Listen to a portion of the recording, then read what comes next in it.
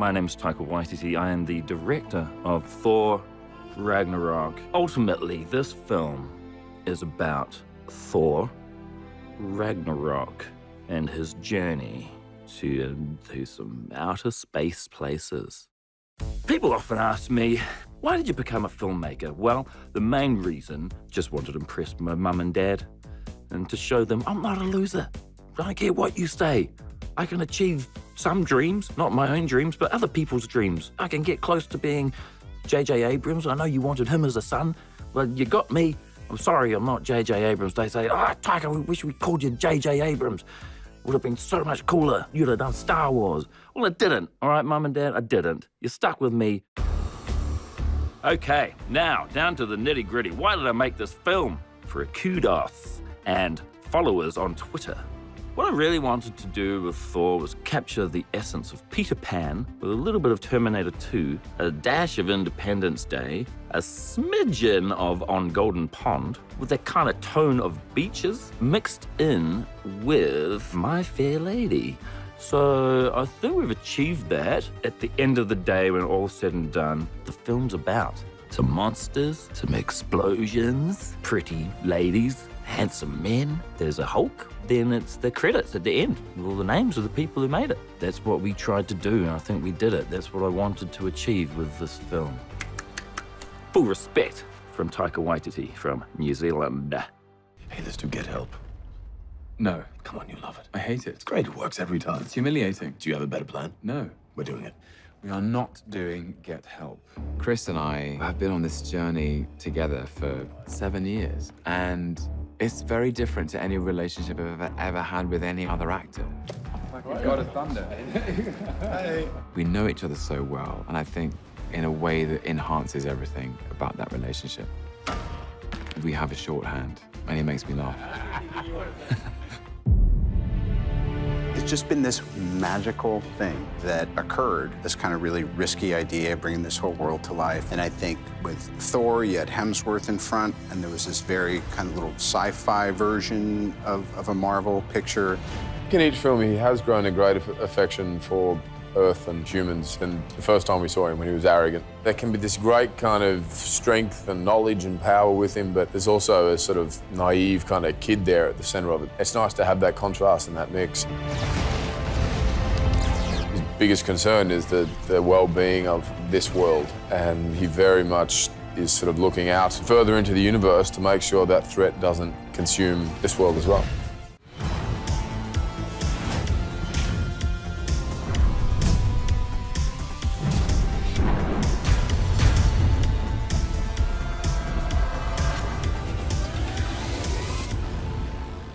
Today we were working on kicks and technique and these things, sort of tricks and spins and stuff. Every day there's something that's easier and something that's harder. I just tell myself a little affirmation. You can do this, it's just a little wind. We wanted to find a style that feels different than the way that you see most women fighting in film in general. I would say that she fights like a boy, except that diminishes the fact that she just fights like a really, really strong woman. Tess has thrown herself at this in the most extraordinary way. Just incredible commitment to the physicality of the part. The minute she opened the door, I went, wow, this one's got a history. Tessa was so compelling and powerful and mysterious. Cut. We talk so much in Hollywood about representation of women, and we need really strong stand-up parts for women, but we also need women that are in conflict and are not so great. Go! We need representation all across the board. He's now grown as a hero, where he can poke fun at himself, where he can become much more self-aware about his surroundings. Action! We see a Thor who's been steeped in the world of Tony Stark. He's picked up sarcastic rhythms. He's got a sense of humor. Banner's powerful and useful, too. Is he, though? And he brings that attitude into the stars with him. And it's that version of Thor that we're elaborating on in our film, to show Chris as the comedic force that he really is.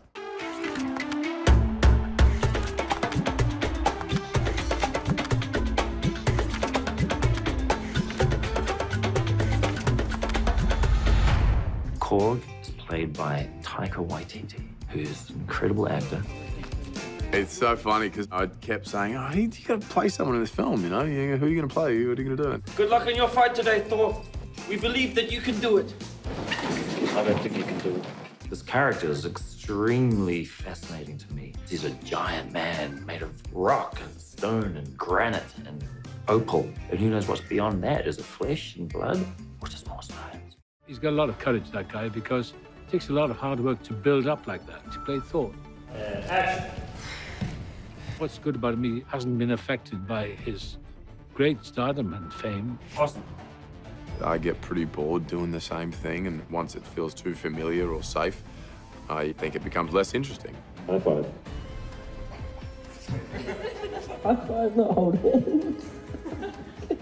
He's getting to do things in this movie that he's never been able to do. He's recreating the character.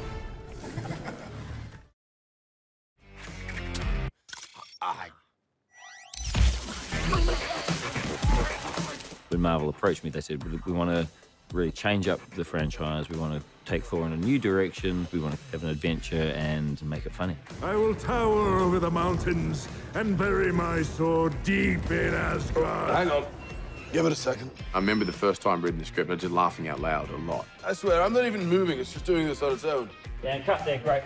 The character felt different.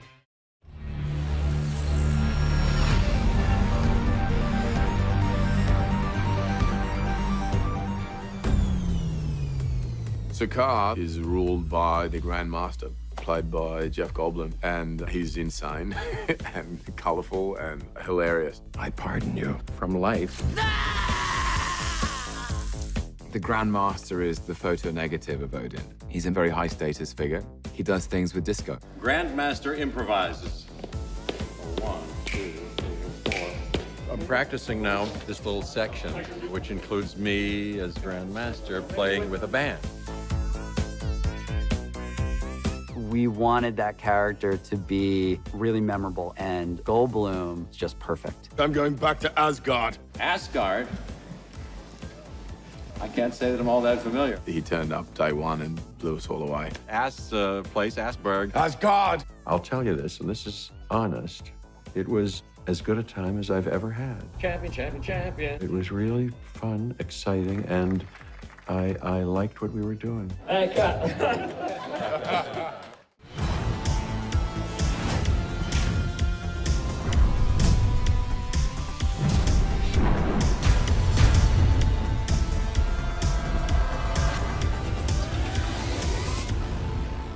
To have this villainess be introduced in such a strong way is really exciting.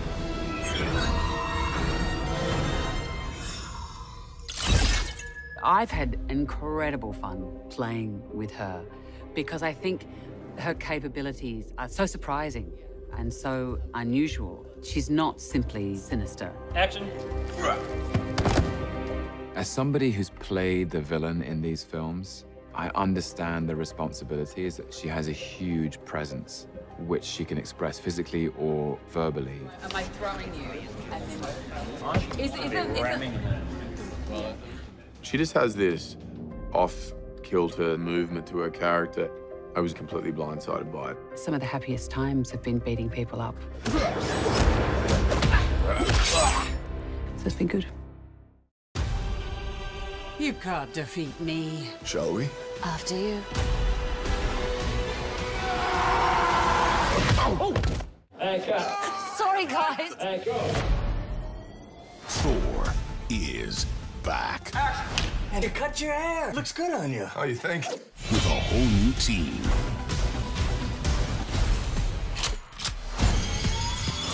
I want to get a closer look at this. Fused with intergalactic extras that'll blow your mind. Wow. Hey, man. My name is Korg. Who's this guy again? Deleted scenes. Gag reel. And an exclusive short, Team Daryl. Hello. The Grand Master was the only one who answered my Craigslist ad. 1, 2, 3, 4. The most fun you'll ever have at a Marvel movie. Yes! Marvel's Thor Ragnarok.